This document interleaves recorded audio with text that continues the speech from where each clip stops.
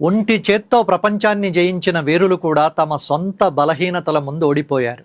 నీ బయట ఉన్న శత్రువు నిన్ను ఒక్కసారి మాత్రమే ఓడిస్తాడు, కానీ నీ లోపల ఉన్న శత్రువు నిన్ను ప్రతిరోజు ఓడిస్తూనే ఉంటాడంటాడు చాణక్యుడు. మీరు ముందు గెలవాల్సింది ప్రపంచాన్ని కాదు, మిమ్మల్ని మీరు. ఇంద్రియాణి వశేకృత్వా ధారయేత్ కార్యసాధక అన్న చాణక్యుడి శ్లోకం మనకు ఒక పరమ సత్యాన్ని చెబుతోంది. అంటే ఎవరైతే తమ మనసును కోరికలను అదుపులో ఉంచుకుంటారో వారే అసలైన కార్యసాధకులు. మన 5 ఇంద్రియాలు 5 గుర్రాల్లాంటివి. అవి మీ నియంత్రణలో ఉంటేనే మీరు విజేతలు. క్రమశిక్షణ లేని మేధస్సు పదును లేని కత్తి లాంటిది. అది శత్రువును గాయపరచలేదు సరికదా, నీ చేతికే భారం. విచక్షణతో ఏది అవసరమో ఏది అనవసరమో గుర్తించడమే మేధావి లక్షణం. కోపం ఒక 2 అంచుల కత్తి లాంటిది. కోపంలో తీసుకున్న నిర్ణయం ఆత్మహత్యతో సమానం. చాణక్యుడు తనను అవమానించిన నందరాజులపై అక్కడికక్కడే